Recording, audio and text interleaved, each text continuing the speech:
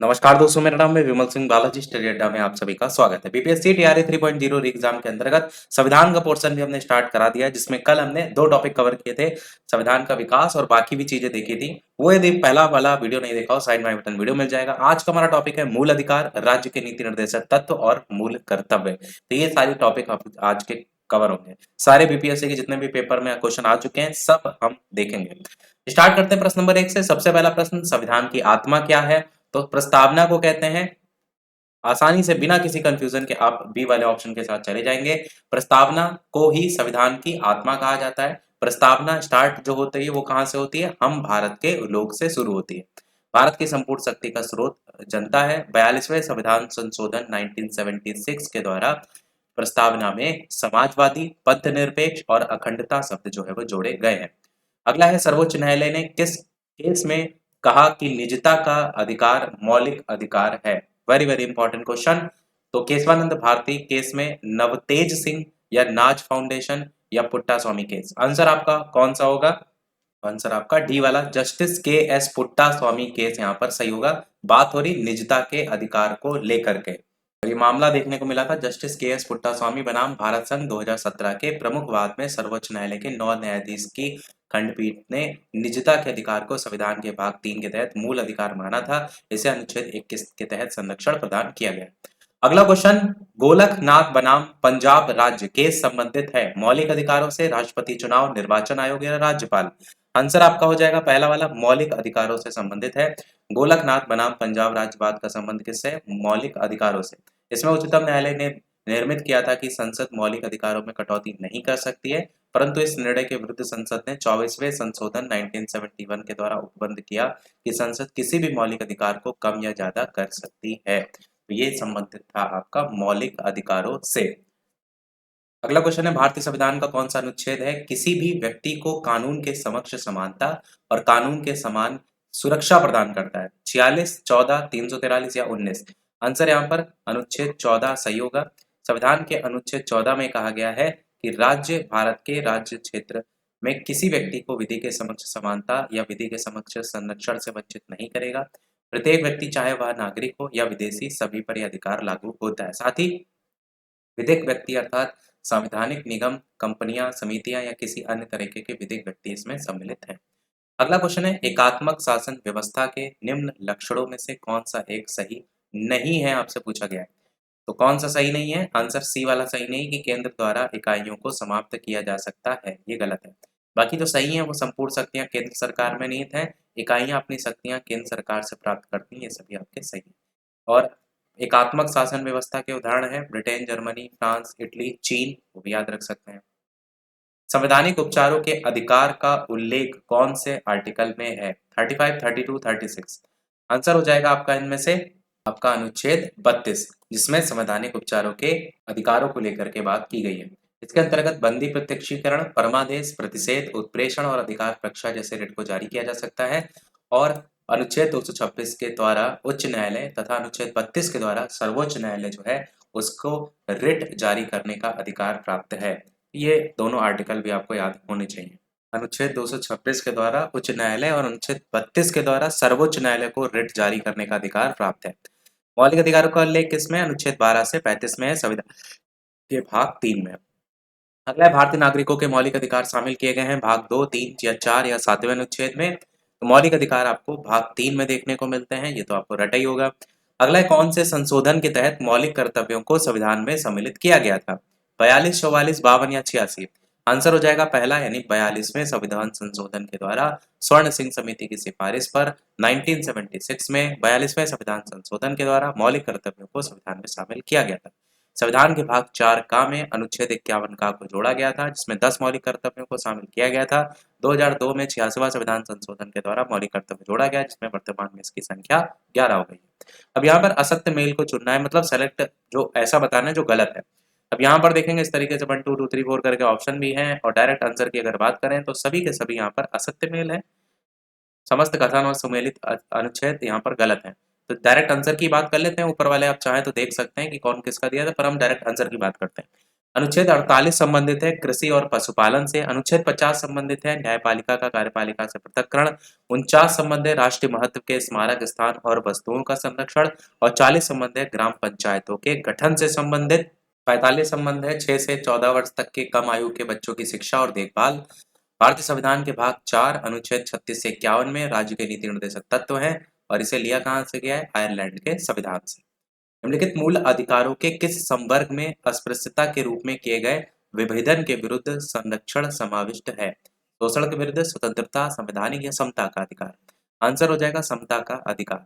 अनुच्छेद 17 अस्पृश्यता को समाप्त करने की व्यवस्था और किसी भी रूप में इसका आचरण निषिद्ध करता है। अस्पृश्यता से उपजी किसी निरोगिता को लागू करना अपराध होगा जो विधि अनुसार दंडनीय होगा। अस्पृश्यता का अधिकार राज्य और निजी व्यक्ति दोनों के विरुद्ध प्राप्त है। इसको दंडनीय बनाने हेतु 1995 में अस्पृश्यता निवारण अधिनियम पारित जो है वो किया गया था और 1976 में संशोधन के द्वारा सिविल अधिकार संरक्षण अधिनियम के रूप में से बाद में परिवर्तित कर दिया गया था। तो यहाँ तक इसमें समता के अधिकार है। वर्तमान समय में इनमें से कौन एक मौलिक अधिकार नहीं है? समानता संपत्ति, तो संपत्ति का अधिकार नहीं है, आसानी से आप बता लेंगे। 44वें संविधान संशोधन के द्वारा संपत्ति के अधिकार को मौलिक अधिकार से कानूनी अधिकार बना दिया गया है और संपत्ति के अधिकार का जो वर्णन है वर्तमान में 300A आर्टिकल में है। मौलिक अधिकारों में से संपत्ति के अधिकार को समाप्त कर दिया गया था कौन से संविधान संशोधन? अभी ऊपर बताया प्रश्न में 44वां संविधान संशोधन के द्वारा। कौन सा भारत के संविधान के अनुच्छेद 39 में दिए गए निर्देशक सिद्धांतों का हिस्सा नहीं है? आपसे पूछा गया है। लोगों के पोषण के स्तर को बढ़ावा, उसके स्वास्थ्य में सुधार, इस तरीके से ऑप्शन है। डायरेक्ट आंसर की बात करें तो पहला ही इसमें निर्देशक तत्वों में नहीं आता। बाकी पुरुष और महिलाओं दोनों के लिए समान काम के लिए समान वेतन भी आता है। नागरिकों को आर्थिक आवश्यकता से उनके लिए उम्र और ताकत से अनुपयुक्त व्यवसाय में प्रवेश करने को मजबूर नहीं किया जाता है। समुदाय के भौतिक संसाधन को इस प्रकार वितरित किया जाता है कि उनकी सेवा के लिए सार्वजनिक हित सर्वोत्तम हो। तो ये सभी के सभी इसमें है। अगला कह रहा है इंद्र साहनी बनाम भारत संघ मुकदमा, इसमें सर्वोच्च न्यायालय का निर्णय किस विषय से संबंधित है? सरकारी नौकरियों में अन्य पिछड़ा वर्ग का आरक्षण। बिल्कुल पहला ही ऑप्शन यहाँ पर जो है वो सही हो जाएगा। इंद्र साहनी मामला 1992, इसमें सर्वोच्च अदालत ने सरकार के निर्णय को बरकरार रखा था और घोषणा की थी ओबीसी के उन्नत वर्ग यानी कि क्रीमी लेयर को आरक्षण के लाभार्थियों की सूची से बाहर रखा जाए। साथ ही ये भी निर्णय दिया था कि एससी और एसटी वर्ग के क्रीमी लेयर की अवधारणा से बाहर रखा जाना चाहिए। सर्वोच्च न्यायालय ने इंदिरा साहनी बनाम भारत संघ मामले में अनुच्छेद 16(4) के संदर्भ में निर्णय केवल आरंभिक नियुक्ति तक है, प्रोन्नति में नहीं है। अगला है किसी कार्य को अविलंब कराने के लिए न्यायालय से किन विशेष लेखों को जारी करने की याचना की जा सकती है? उत्प्रेषण, अधिकार परीक्षा, बंदी प्रत्यक्षीकरण या परमादेश? आंसर हो जाएगा परमादेश। किसी कार्य को अविलंब कराने के लिए न्यायालय से परमादेश रिट जारी करने की याचना की जा सकती है। इसका मतलब ये होता है कि हम आदेश देते हैं जिसे न्यायालय द्वारा सार्वजनिक अधिकारियों को जारी किया जाता है ताकि उनके कार्यों से नकारने के संदर्भ में पूछा जा सके। और उल्लेखनीय कि संविधान के भाग 3 में अनुच्छेद 12 से 35 में मूल अधिकारों का विवरण है। अगला है निम्नलिखित संवैधानिक उपचारों में से किसे पोस्टमार्टम भी कहा जाता है? तो किसे कहा जाता है? आंसर पहला हो जाएगा उत्प्रेषण। भारतीय संविधान के अनुच्छेद 32 के अधीन सर्वोच्च न्यायालय को मूल अधिकार के रक्षार्थ तथा उच्च न्यायालय को मूल अधिकार के साथ अन्य अधिकारों के प्रवर्तन के लिए रिट जारी करने की शक्ति है। 5 प्रकार की रिट होती हैं: बंदी प्रत्यक्षीकरण, परमादेश, प्रतिषेध, उत्प्रेषण और अधिकार रक्षा। अधिकार रक्षा जो है उसको संवैधानिक उपचारों का पोस्टमार्टम भी कहा जाता है। अगला राज्य के नीति निर्देशक सिद्धांतों को किसने भारत में सामाजिक और आर्थिक लोकतंत्र का घोषणा पत्र कहा था? तो किसके द्वारा कहा गया था? डॉक्टर भीमराव अंबेडकर जी के द्वारा राज्य के नीति निर्देशक सिद्धांतों को भारत में सामाजिक और आर्थिक लोकतंत्र का घोषणा पत्र कहा गया था। कहाँ से लिया गया ये? आयरलैंड के संविधान से। निम्नलिखित में से किसे भारतीय संविधान की आत्मा जो है वो कहा जाता है? मौलिक अधिकार का अध्यापन, राज्य के नीति निर्देशक सिद्धांत, अध्याय, संविधान की प्रस्तावना, संवैधानिक उपचारों का अधिकार। आंसर हो जाएगा आंसर संविधान की प्रस्तावना जो है उसी को कहा गया है संविधान की आत्मा। डॉक्टर भीमराव अम्बेडकर ने भारतीय संविधान की आत्मा माना है। अगला है प्रतिषेध रिट किसके विरुद्ध जारी नहीं हो सकती है? कार्यकारी निकाय, न्यायिक निकाय, अर्धन्यायिक निकाय? आंसर कार्यकारी निकाय जो है वो सही होगा। प्रतिषेध रिट से मतलब होता है मुख्य रूप से अधीनस्थ न्यायालय या न्यायाधिकरण को अपने क्षेत्राधिकार से बाहर जाने, प्राकृतिक न्याय के नियम के विरुद्ध कार्य करने से रोकने के लिए, लेकिन ये कार्यकारी निकाय के विरुद्ध जारी नहीं किया जाता है। अगला है रिट ऑफ को वारंटो इसको दायर किया जा सकता है सार्वजनिक कार्यालय से पीड़ित किसी भी व्यक्ति द्वारा या एक कार्यकारी अधिकारी द्वारा अपने आधिकारिक क्षमता में, या किसी भी निजी व्यक्ति द्वारा चाहे पीड़ित हो या नहीं, या ए और बी दोनों। आंसर होगा किसी भी निजी व्यक्ति द्वारा चाहे वो पीड़ित हो या नहीं, रिट ऑफ को वारंटो वो जारी कर सकता है। जिसने किसी सार्वजनिक पद को अवैध रूप से धारित किया हो उसके विरुद्ध जारी किया जाता है। इस रिट के द्वारा यह पूछा जाता है कि किस प्राधिकार से उसने पद ग्रहण किया है। यदि वो व्यक्ति अवैध रूप से पद धारण करता है तो न्यायालय इस रिट के द्वारा उसे जो है उस पद से हटा देता है। इस रिट के लिए याचिका को कोई भी व्यक्ति याचिका के लिए कोई भी व्यक्ति न्यायालय में प्रेषित कर सकता है, चाहे वह भले व्यक्तिगत रूप से वो पीड़ित हो या फिर ना हो। अगला ए वी डायसी के अनुसार भारत में विधि का शासन किसमें निहित है? 12, 13, 14, 21। आंसर यहाँ पर एक अनुच्छेद 14 जो है वो सही होगा। भारतीय संविधान के अनुच्छेद 14 में ए वी डायसी के अनुसार विधि का शासन है। अनुच्छेद 14 के अनुसार राज्य भारत के राज्य क्षेत्र में किसी भी व्यक्ति को विधि के समक्ष समता या विधि के समान संरक्षण से वंचित नहीं किया जाएगा। केशवानंद भारतीवाद में विधि के शासन को सर्वोच्च न्यायालय द्वारा संविधान का आधारभूत लक्षण घोषित किया गया था। 3 मान्यताओं पर बेस्ड है: विधि की सर्वोच्चता, विधि के समक्ष समानता, नियंत्रित शासन व्यवस्था। विधि का नियम या कानून का अधिराज्य का मतलब क्या होता है? सभी के लिए एक कानून और सभी के लिए एक न्यायतंत्र, सभी के लिए एक कानून और सभी के लिए एक राज्य, या सभी के लिए एक राज्य और सभी के लिए एक न्यायतंत्र, या सभी के लिए सभी कानून और सभी के लिए एक न्यायतंत्र। तो पहला ही होगा, सभी के लिए एक कानून होगा और सभी के लिए एक न्यायतंत्र होगा। विधि का शासन का मतलब क्या होता है? प्रकृति का नियम, प्रक्रिया या मनुष्य का नियम। आंसर कोई नहीं होगा, आंसर होगा डी वाला, कानून की भावना की व्यापकता और मनमानीपन से बचना। अगला है परमादेश की रिट किसके विरुद्ध नहीं हो सकती है? भारत के राष्ट्रपति, संसद, स्थानीय प्राधिकरण या न्यायालय और न्यायाधिकरण। आंसर भारत के राष्ट्रपति यहाँ पर सही होगा। परमादेश का अर्थ है हम आदेश देते हैं, इस प्रकार परमादेश उच्चतम या उच्च न्यायालय का एक आदेश है जिनके द्वारा किसी लोक प्राधिकारी को उनके विधिक या लोक कर्तव्य या समिति के अधीन आरोपित कर्तव्य को पूरा करने का आदेश दिया जाता है। ये रिट राष्ट्रपति, राज्यपाल तथा राजदूतों के विरुद्ध जारी नहीं किया जाता है। जैसे बंदी प्रत्यक्षीकरण, परमादेश, ये सभी इंग्लिश नाम भी याद रखने हैं आपको।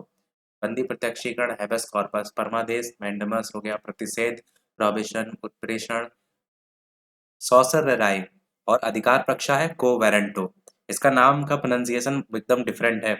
अगला, धन की स्वतंत्रता का अधिकार किस आधार पर प्रतिबंधित नहीं किया जा सकता है? आंसर आपका राज्य की सुरक्षा जो है वो हो जाएगा। संविधान के अनुच्छेद 25 के अनुसार लोक व्यवस्था, सदाचार, स्वास्थ्य और इस भाग के अन्य उपबंधों के अधीन रहते हुए सभी व्यक्तियों को अंतःकरण की स्वतंत्रता और धर्म को अबाध रूप से मानने, आचरण करने और प्रचार करने का समान हक होगा। लेकिन यह अनुच्छेद किसी ऐसी विद्यमान विधि के प्रवर्तन पर प्रभाव नहीं डालेगा।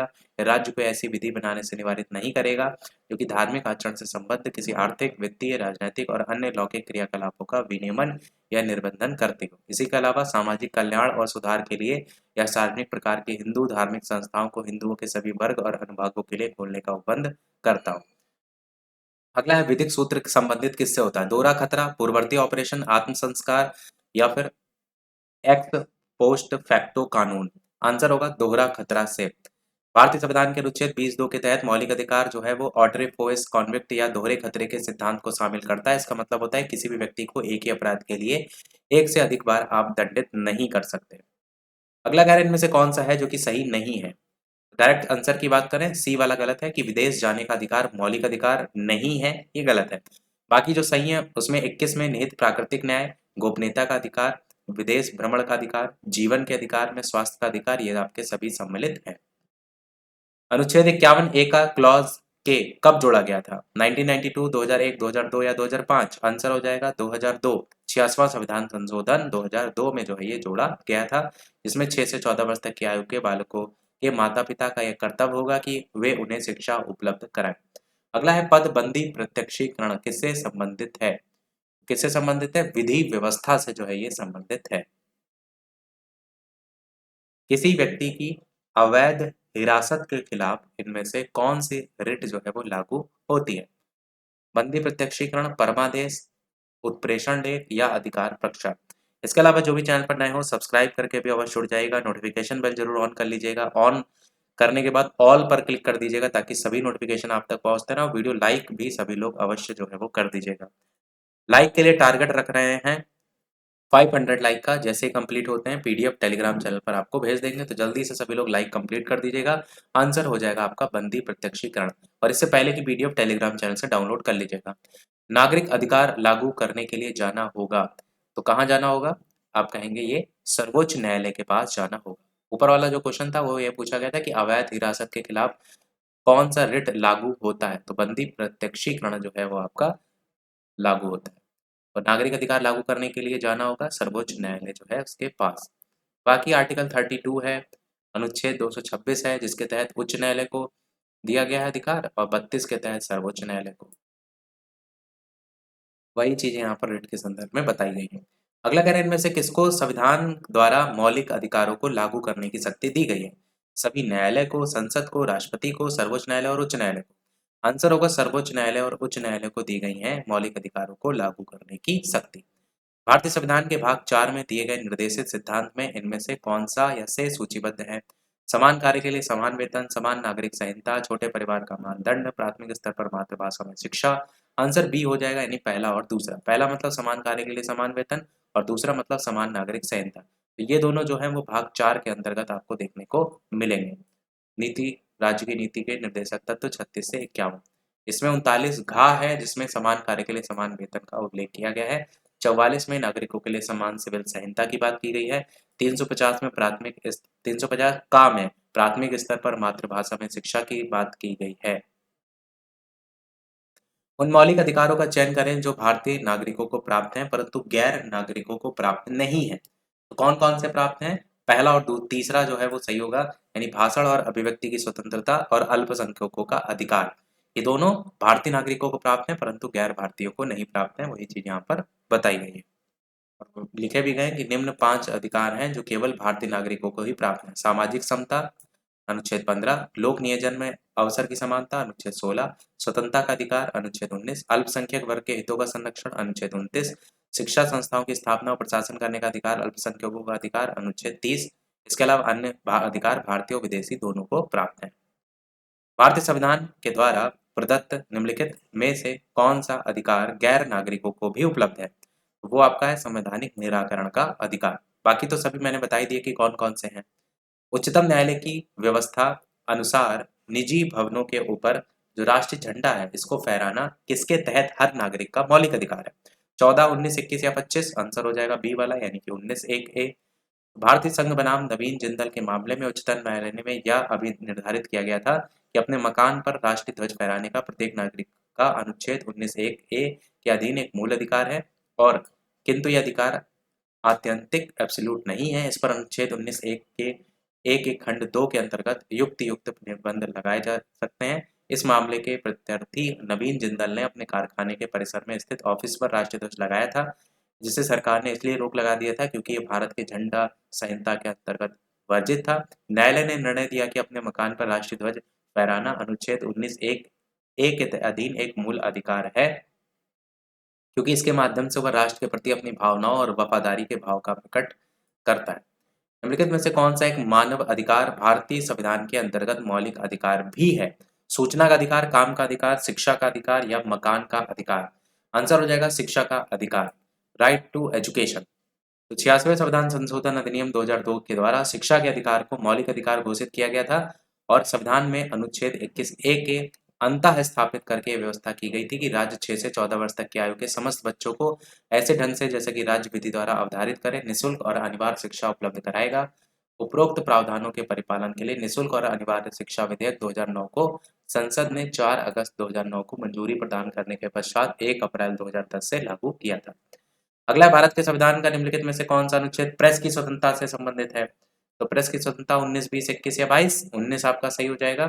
भारतीय संविधान में प्रेस की स्वतंत्रता के लिए जो उल्लेख है वो अलग से नहीं है, बल्कि वाक और अभिव्यक्ति की स्वतंत्रता के अनुच्छेद 19 एक ए के अंतर्गत ही प्रेस की स्वतंत्रता है।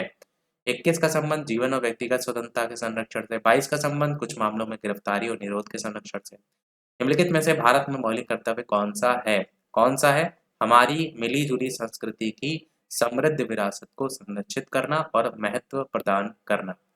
भारतीय संविधान में मौलिक कर्तव्य जो है 51 ए डॉक्टर स्वर्ण सिंह सिफारिश जो समिति है उनकी सिफारिश पर 42वें संविधान संशोधन 1976 के द्वारा जोड़े गए। प्रारंभ में 10 कर्तव्य को मौलिक कर्तव्य के रूप में शामिल किया गया था। 86वां संविधान संशोधन 2002 द्वारा 11वां मूल कर्तव्य शामिल किया गया था।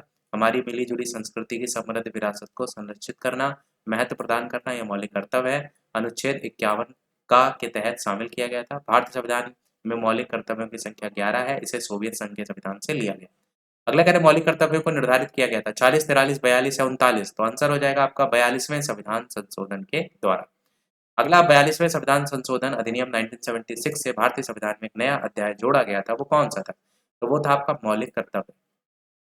ये तो बता ही चुके हैं ऊपर। 42वें संविधान संशोधन के 10 आचार आदेशों को किस नाम से जाना जाता है? मौलिक अधिकार, मौलिक कर्तव्य, पंचायती राज या नीति निर्देशक तत्व? तो आंसर हो जाएगा मौलिक कर्तव्य। भारत में निम्नलिखित में से किसके अंतर्गत पंचायती राज प्रणाली की व्यवस्था की गई है? तो आंसर हो जाएगा राज्य के नीति निर्देशक सिद्धांत। इसमें अनुच्छेद 40 में प्रावधान है कि 40 के अनुसार राज्य ग्राम पंचायतों के संगठन के लिए कदम उठाएगा और इनको स्वायत्त शासन की इकाइयों के रूप में कार्य करने के लिए शक्तियां प्रदान करेगा। अगला है भारतीय संविधान में कौन सा अनुच्छेद है जिसके अंतर्गत जो नागरिक हैं उनको मौलिक अधिकार जो है वो दिए गए हैं? तो 112 से 115, 12 से 35, 222 से 235। आंसर हो जाएगा आपका अनुच्छेद 12 से 35, जिसमें नागरिकों को मौलिक अधिकार प्रदान किए गए। बाकी मूल रूप से भारतीय संविधान के 7 मूल अधिकार थे। वर्तमान में मूल अधिकारों की संख्या 6 है, ये बता चुके हैं। संपत्ति का अधिकार को हटा दिया गया था 44वें संविधान संशोधन के द्वारा और अब रख दिया गया इसमें इसको 300 का में कानूनी अधिकार। भाग 12 में निम्नलिखित में से कौन सा मूलभूत अधिकार नहीं है आपसे पूछा गया है? तो कौन सा नहीं है? संपत्ति का अधिकार। राज्य के नीति निर्देशक सिद्धांत किस प्रकार मौलिक अधिकारों से भिन्न है? तो ये संबंधित है, निर्देश प्रवर्तनीय नहीं है जबकि अधिकार प्रवर्तनीय है। एज इट इज क्वेश्चन सब रिपीट हो जाते हैं कई बार, तो आपको एक एक क्वेश्चन रटना पड़ेगा। राज्य के नीति निर्देशक सिद्धांत मौलिक अधिकारों से भिन्न है क्योंकि निर्देशक सिद्धांत प्रवर्तनीय नहीं है जबकि मौलिक अधिकार न्यायालय द्वारा प्रवर्तनीय है। नीति निर्देशक सिद्धांत संविधान के भाग 4 में वर्णित है और कल्याणकारी राज्य की स्थापना के लिए दिए गए निर्देश हैं, जबकि भाग 3 में वर्णित मौलिक अधिकार व्यक्तियों को राज्य कृत्य के विरुद्ध दिए गए सुरक्षा की गारंटी है। अगला एक कल्याणकारी राज्य के आदर्श वर्णित है, तो आपके राज्य के नीति निर्देशक तत्वों में वर्णित है। बाकी इसमें ऐसा कुछ खास नहीं। संवैधानिक उपचार का अधिकार किसके अंतर्गत आता है? तो मौलिक अधिकार के अंतर्गत आता है, अनुच्छेद 32 के अंतर्गत आता है और 32 के अंतर्गत जो 5 प्रकार की रिटें हैं वो भी आती हैं। निम्नलिखित अनुच्छेदों में से किस एक को डॉक्टर भीमराव अंबेडकर जी जो है उनके द्वारा संविधान का हृदय और आत्मा, ये क्वेश्चन इंपॉर्टेंट बहुत ज्यादा है। 14, 25, 29 या 32? 32 सही हो जाएगा। 50 क्वेश्चन आपका है, भारत के संविधान के अंतर्गत कौन सा अनुच्छेद कारखानों में बच्चों के नियोजन का प्रतिषेध करता है? तो कौन सा है? 19, 17, 23 या 24? 24 आपका सही हो जाएगा। देखिए हम समय की भी पूरी बचत कर रहे हैं, लगभग अभी 22 मिनट का वीडियो हुआ है और 50 क्वेश्चन हमने कवर करा दिए हैं। और ऐसा भी नहीं कि जो इंपॉर्टेंट पॉइंट है कोई छोड़ा हो, सारी चीजें भी करा रहे हैं। तो आपका क्या हो जाएगा, 14 वर्ष से कम आयु के बच्चे को किसी भी कारखाने, खान अथवा अन्य संकटमय नियोजन में नियोजित नहीं किया जाएगा। 23 में क्या है, मानव के दुर्व्यापार और बलात्श्रम का प्रतिषेध है। 14 में विधि के समक्ष समानता है। 17 में अस्पृश्यता का अंत है। संपत्ति का अधिकार किसके शासनकाल में निकाल दिया गया था? तो ये मोरारजी देसाई के टाइम में जो है वो हटा दिया गया था। लास्ट क्वेश्चन है, इसके बाद देखते हैं टीचिंग वाले पोर्शन से क्या क्वेश्चन है। तो मौलिक अधिकारों की मूल सूची में से किसे जोड़ा गया था? तो ये जोड़ा गया था निःशुल्क और अनिवार्य प्रारंभिक शिक्षा का अधिकार। 86वां संविधान संशोधन 2009 धारा 21 का के तहत इसे जोड़ा गया था। तो बीपीएससी प्री के भी कुछ क्वेश्चन है 2023 के, उनको भी देख लेते हैं। जैसे भारतीय संविधान में राज्य के नीति निर्देशक सिद्धांत की अवधारणा किस देश के संविधान से ली गई है? तो आयरलैंड के संविधान से जो है वो ली गई है। संविधान का भाग 4 है, अनुच्छेद 36 से 51 है, ये बता चुके हैं। इनमें से कौन सा भारत के संविधान के अंतर्गत मूल कर्तव्य है? BPSC school teacher 2023 paper 2 shift 2। तो मूल कर्तव्य आपका क्या है? आप कहेंगे इनमें से एक से अधिक है। इसमें भारतीय संविधान में जो मौलिक कर्तव्य है ये बता चुके हैं, बाकी चीजें बस ये देख लेंगे। तो इसके अंतर्गत देश की एकता और अखंडता को कायम रखना भी है, प्राकृतिक पर्यावरण को सुरक्षित करना भी है, माता पिता या संरक्षक द्वारा 6 से 14 वर्ष तक के बच्चों के लिए प्राथमिक शिक्षा भी है। भारत में प्रेस स्वतंत्रता लोगों को प्राप्त है, ये भी BPSC school teacher 2023 paper 2 shift 2। तो ये प्रेस स्वतंत्रता लोगों को प्राप्त है क्योंकि करके पूछा गया है। डायरेक्ट आंसर की बात करते हैं तो आंसर सी वाला हो जाएगा, क्योंकि कहेंगे यह विचार और अभिव्यक्ति की स्वतंत्रता का अधिकार में आपका आ जाता है। प्रेस की स्वतंत्रता का उल्लेख नहीं किया गया था संविधान में। प्रेस की या मीडिया की स्वतंत्रता भारत के संविधान द्वारा अनुच्छेद 19(1) का के तहत वाक स्वतंत्र और अभिव्यक्ति के मौलिक अधिकार में आपका आता है। ये स्वतंत्र पत्रकारिता को प्रोत्साहित करता है, लोगों को सरकार के कार्यों के पक्ष या विपक्ष में अपनी राय देने का अवसर दे करके लोकतंत्र को बढ़ावा भी देता है। तो ये सारे क्वेश्चन हमारे हो गए। अब एक प्रश्न आपके लिए भी, जैसा कि सभी वीडियो में हम आपसे एक ना एक प्रश्न पूछते हैं, तो इसी चैप्टर से बीपीएससी प्री में एक और क्वेश्चन आया था, वो हमने छोड़ दिया था ताकि हम एक क्वेश्चन आपसे पूछ पाए। तो इसका आंसर वीडियो के मेन कमेंट में आपको बताना है कि भारतीय संविधान में मौलिक अधिकारों के विचार का संदर्भ किस देश से लिया गया है? आयरलैंड, संयुक्त राज्य अमेरिका, यूनाइटेड किंगडम या कनाडा? अपना आंसर वीडियो के मेन कमेंट में बताइएगा। इसके अलावा वीडियो लाइक, शेयर, सब्सक्राइब सभी लोग अवश्य करते रहिएगा। आज के वीडियो में फिर इतना ही रखते हैं, मिलते हैं अगले वीडियो में कुछ नए प्रश्नों के साथ, नए टॉपिक के साथ। तब तक के लिए सभी को नमस्कार, जय हिंद।